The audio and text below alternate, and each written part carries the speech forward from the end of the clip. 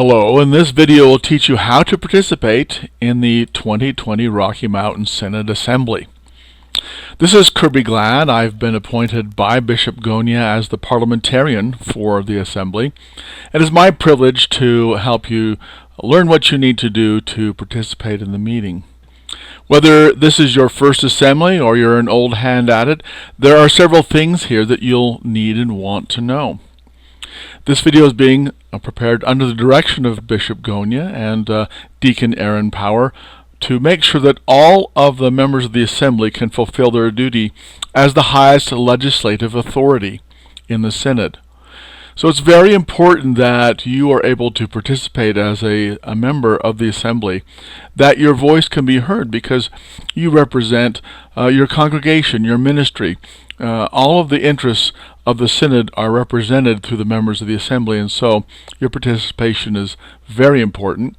And so we ask you, and I suggest, that we both be insistent and forgiving. So, as a member of the body that has the highest legislative authority, it's very important that your rights to participate are protected, and you should be insistent on those rights. If there's anything that's going wrong with a meeting, if you can't participate, you should raise the flag and make sure that you insist on being able to be heard.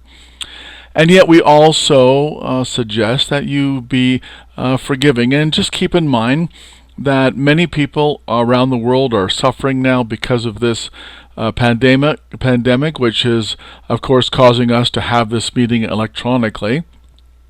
And a lot of people are in grief or ill or hungry or not able to work and provide for their families at this time. So if there are a few technical difficulties, well, it's just not the worst thing that could be happening to us right now.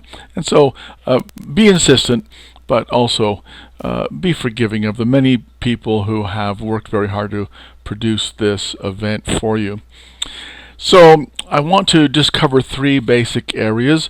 I want to just remind us of some of the parliamentary process that we'll be using during the meeting. If you have been to other formal meetings that use Robert's Rules of Order, you know that we take turns by assigning the floor. So the bishop, as the chair of the meeting, will be responsible for calling on each person who's going to speak. The way that we do our business is through motions. I'm sure you've heard of this before. Again, maybe this is just a review for you, but we have the need to have motions. And so everything that's to be decided by the Assembly is in the form of a motion. That's the deliberative process. And there are other motions that I'll just go over briefly in a moment that have to do with how we do our business. So I've prepared, under the direction of the bishop's office, some documents that may help you. This is what members need to know about Robert's Rules of Order. This is a brief explanation of Robert's Rules of Procedure and why we use that at the Synod. I have prepared this for you as I am a professional registered parliamentarian, and in that capacity. You can download this sheet by going to parliamentarian.com/RMS. The trick there is remembering how to spell parliamentarian. There's another document here. If you this document is good for first-time attenders. If you just need a refresher, here's a document which I call the Parliamentary Procedures at a Glance, and it goes over the basic motions and how you would use them. For example, how to amend a motion, how to end debate, which is the move for previous question. You can also bring a point of order if you feel that there is some violation of the procedures or the bylaws. A point of order is only used if you think that the Assembly or the chair is breaking the rules. There's also the opportunity to have other issues come up, to postpone an item, or a variety of things that we're probably not going to use at the Assembly. But this sheet is also available at parliamentarian.com/RMS. Now, how do we participate electronically during the meeting? Well, we're going to be using Zoom. Zoom is a popular online meeting program, and we have a way for you to become recognized, which is you're going to put your name into the chat. When you put your name in, please put in your name and identify your congregation or ministry and the purpose for which you want to be recognized, whether it's a motion or for discussion or for point of order, request for information, a nomination, or some other motion, an amendment, whatever it is. And this will help the office staff, the bishop's office staff, to prioritize the items. Now, the items are prioritized according to Robert's Rules of Order, not based upon what it is you want to accomplish in terms of whether someone likes that or not. It's not it is an objective or prioritization. So this is the Zoom meeting, and this is the screen that you'll have when you start Zoom and you go into the meeting. Now, of course, yours won't say Kirby Glad; it'll say something else because that's me. Down here at the bottom, I'm circling it now with my mouse, is the chat button. And if I click on chat, then I'll get this screen. And this will show that up here there's somebody else who's typed in their name. Oh, that's me. The name, the congregation, and the purpose. And then this is where you would type in your name.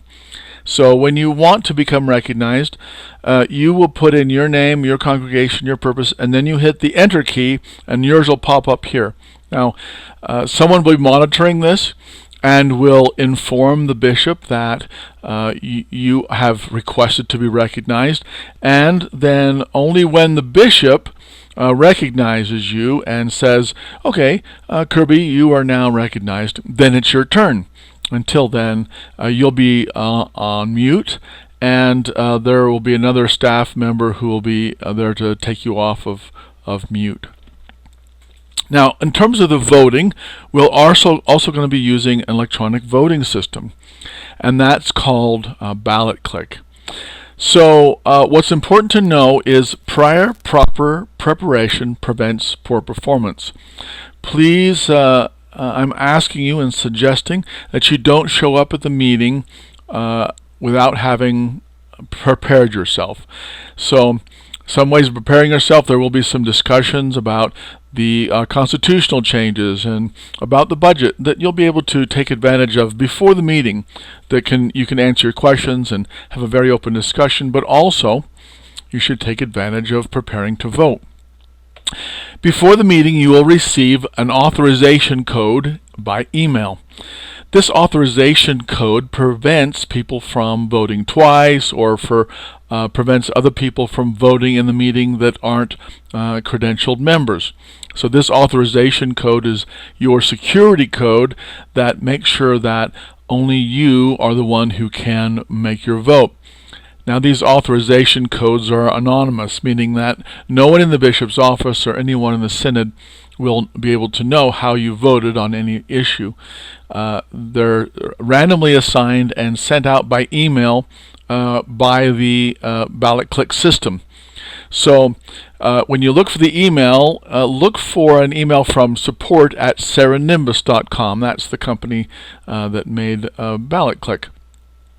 You'll get this email, and it may go to your spam. So if you're a few days away from the meeting and you haven't seen the email yet, check your spam for something that is support@serenimbus.com. That email will have your personal authorization code as well as some additional instructions. So you'll need to download Ballot Click, which is a mobile application, onto your mobile device. It can be a phone, pardon me, or a tablet. It could be iOS, Apple. It could be Android. I don't think it can be a BlackBerry. But so stick with one of those. If you don't have one of those, then borrow one from someone. just go into the store and do a search on ballot click. There's no space between ballot and click, but just do a search either in the iTunes Store or on Google Play and download the app. Once you have the app, then you can put in your authorization code, and there'll be a practice vote that you can do as soon as you get the code. You'll be able to go in and do a practice vote. It'll probably be something like, "What's your favorite ice cream?" And so let me just give you a little hint how you'll be voting during the meeting. So after you put in your authorization code, you'll get this screen. This is the menu. Now before you see this, you'll just see a button that says enter authorization code. I'm sure you can figure that out on your own. This is the menu that you get afterwards. And each of these, you'll be instructed on when to use them. So the thing that you'll do most is you'll click on or tap on Get Ballot and Vote.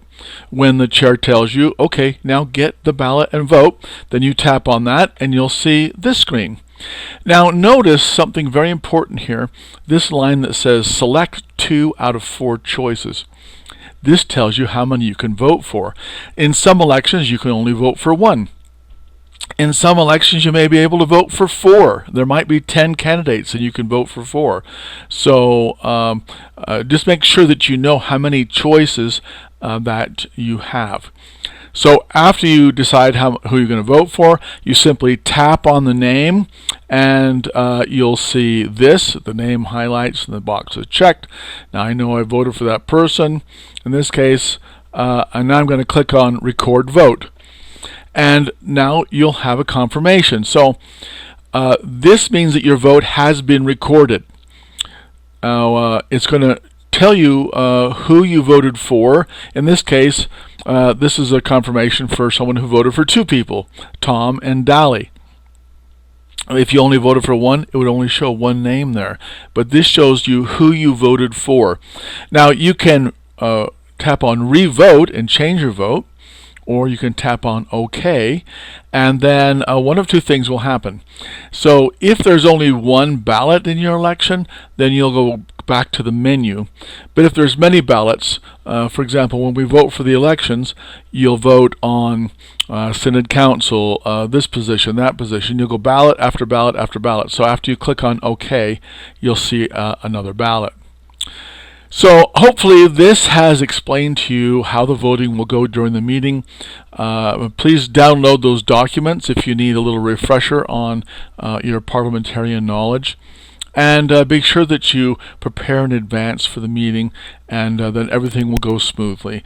And I'll just leave you with this very important quote from an update from Bishop Gonya in March, and our best wishes on a very successful and new and exciting format of our meeting.